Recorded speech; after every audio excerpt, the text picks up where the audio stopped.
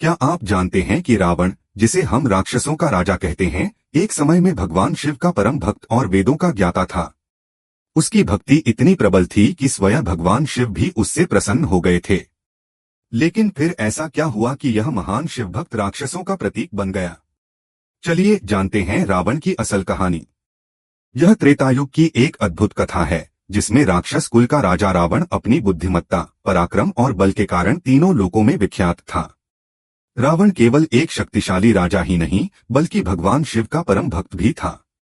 उसकी भक्ति और तप से प्रसन्न होकर भगवान शिव ने उसे कई अनमोल वरदान दिए थे, जो उसे अद्वितीय शक्ति और ज्ञान प्रदान करते थे। रावण की कहानी सिर्फ उसकी शक्ति और भक्ति की नहीं है, यह उसकी महत्वाकांक्षाओं और अहंकार की भी कहानी है। इस कथा में रावण के जन्म से लेकर उसकी शिव भक्ति, वरदान प्राप्ति और अंततः उसके पतन तक की पूरी कहानी विस्तार से बताई गई है। यह एक ऐसे शासक की कहानी है जिसने अपनी शक्ति का दुरुपयोग किया और अंततः अपने ही बनाए हुए अंधकार में खो गया।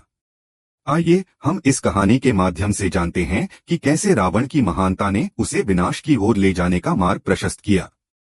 रावण का जन्म पुलस्त्य ऋषि के पवित्र वंश में हुआ था। उसके पिता विश्रवा मुनि और माता कैकसी थीं, जो राक्षस कुल से थीं। इस प्रकार रावण ब्राह्मण और राक्षस कुल का संगम था। बचपन से ही वह असाधारण बुद्धिमान और बलशाली था।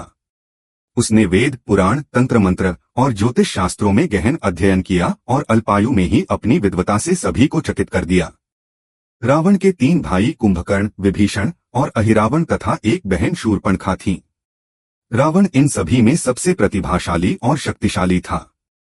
कुंभकर्ण अपने बल के लिए प्रसिद्ध था, विभीषण धर्म और नीति के मार्ग पर था, जबकि शूर्पणखा ने राक्षसी गुणों को अपनाया। रावण की बुद्धिमत्ता, शक्ति और तपस्या अद्वितीय थी, जिसने उसे त्रिलोक में अपराजय बना दिया। लेकिन उसका जीवन का उद्देश्य केवल एक था, भगवान शिव की भक्ति करना और उनकी कृपा प्राप्त करना। रावण जानते थे कि शिव केवल शक्ति और ज्ञान के सागर ही नहीं हैं, बल्कि वे भक्तों के दिलों में भक्ति और प्रेम की गहराई से भी जुड़े हुए हैं। इसलिए उन्होंने निर्णय लिया कि उन्हें भगवान शिव की कृपा प्राप्त करने के लिए कठोर तपस्या करनी होगी। इस उद्देश्य से रावण हिमालय पर्वत की ओर बढ़ा, जहां भगवान शिव का निवास था। वहां पहुंचकर उसने तपस्या के लिए एक निर्जन स्थान चुना, जहां केवल वह और भगवान शिव का शिवलिंग मौजूद था। रावण की तपस्या साधारण नहीं थी। उसने प्रतिदिन शिवलिंग की पूजा करने का संकल्प लिया और अपने सिरों को अर्पित करना शुरू किया। वह एक एक करके अपने सिर काटकर शिवलिंग पर चढ़ा रहा था। भोलेनाथ ने प्रसन्न होकर उसे दर्शन दिए और उससे वर मांगने को कहा। तब रावण ने कामना लिंग को ही लंका ले जाने का वरदान मांग लिया। रावण के पास सोने की लंका के अलावा तीनों लोकों में शासन करने की शक्ति थी और उसने कई देवताओं, यक्षों और गंधर्वों को कैद करके भी लंका में रखा हुआ था।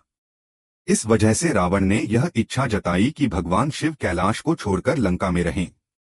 महादेव ने उसकी इस मनोकामना को पूरा तो किया, लेकिन साथ ही एक शर्त भी रखी।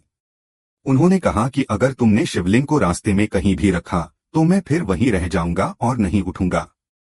रावण ने शर्त मान ली। इस समस्या के समाधान के लिए सभी भगवान विष्णु के पास गए। तब श्री हरि ने लीला रची। भगवान विष्णु ने वरुण देव को आचमन के जरिए रावण के पेट में घुसने को कहा। इसलिए जब रावण आचमन करके शिवलिंग को लेकर लंका की ओर चला तो देवघर के पास उसे लघुशंका लगी। ऐसे में रावण एक ग्वाले को शिवलिंग देकर लघुशंका करने चला गया। कहते हैं उस बैजू नाम के ग्वाले के रूप में भगवान विष्णु थे। इस वजह से यह तीर्थ स्थान बैजनाथ धाम और रावणेश्वर धाम दोनों नामों से विख्यात है। अब देखिए बैजू ने क्या किया। रावण कई घंटों तक लघुशंका करता रहा, जो आज भी एक तालाब के रूप में देवघर में है। इधर बैजू ने शिवलिंग धरती पर रखकर उसे स्थापित कर दिया। जब रावण लौटकर आया तो लाख कोशिशों के बाद भी वह शिवलिंग को उठा नहीं पाया। उसकी ताकत, जो तीनों लोकों में विख्यात थी, यहाँ काम नहीं आई। तब उसे भगवान की यह लीला समझ में आ गई और उसने क्रोधित होकर शिवलिंग पर अपना अंगूठा गड़ाकर चला गया। उसके बाद ब्रह्मा, विष्णु आदि देवताओं ने आकर उस शिवलिंग की पूजा की। शिवजी का दर्शन होते ही सभी देवी देवताओं ने शिवलिंग को उसी स्थान पर स्थापित कर दिया और शिवस्तुति करके वापस स्वर्ग को चले गए। क्या शक्ति और भक्ति का मेल ही पर्याप्त है, या शक्ति के साथ संतुलन और विनम्रता भी जरूरी है? भगवान शिव से शक्तियां और वरदान प्राप्त करने के बाद रावण का अहंकार आसमान छूने लगा। उसने अपनी अपार शक्ति का दुरुपयोग करते हुए देवताओं, ऋषियों और मानवों को तुच्छ समझने लगा। इस घमंड के चलते वह यह भूल गया कि उसकी शक्ति का स्रोत भगवान शिव की कृपा है। एक दिन रावण अपने बल के घमंड में इतना चूर हो गया कि उसने भगवान शिव को अधीन करने का निश्चय किया। उसने कैलाश पर्वत उठाने का प्रयास किया, जहां भगवान शिव का निवास था, और कहा, महादेव, अब आप मेरे बल को देखिए। मैं आपको कैलाश पर्वत समेत अपने राज्य लंका में लेकर जाऊंगा। यह सुनकर भगवान शिव मंद मंद मुस्कुराए और रावण की शक्ति की परीक्षा लेने का निश्चय किया।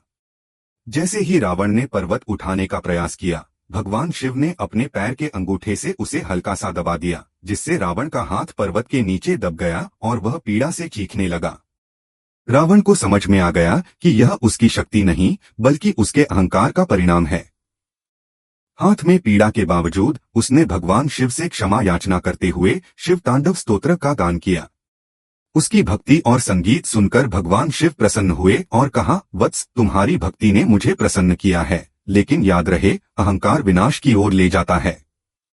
यदि तुमने इसे नियंत्रित नहीं किया तो तुम्हारा पतन निश्चित है। भगवान शिव की चेतावनी ने रावण को कुछ समय के लिए विनम्र बना दिया, लेकिन उसका घमंड बार बार उसे भक्ति से दूर कर देता था। उसने कैलाश पर्वत को हिलाने की शक्ति दिखाई थी, लेकिन अहंकार के आगे उसे झुकना पड़ा।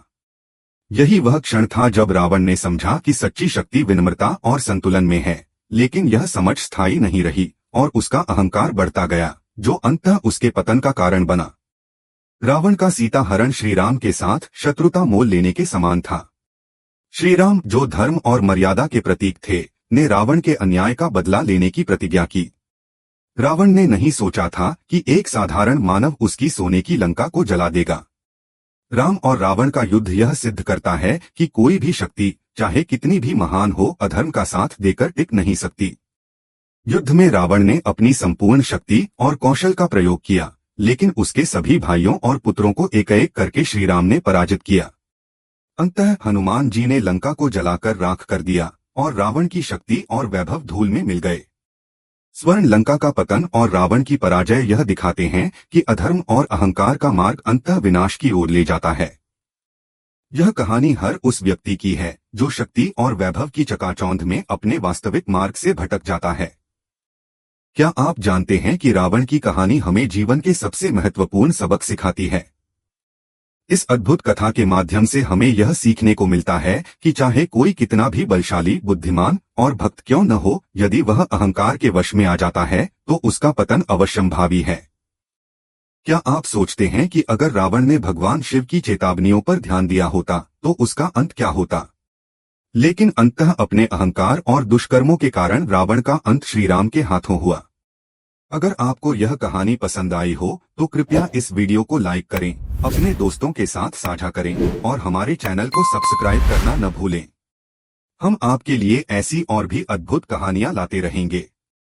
आपकी एक छोटी सी मदद हमारे लिए बहुत बड़ी है। तो जुड़े रहिए हमारे साथ, क्योंकि अगली बार हम आपको एक और प्रेरणादायक कहानी सुनाएंगे जो आपको सोचने पर मजबूर कर देगी।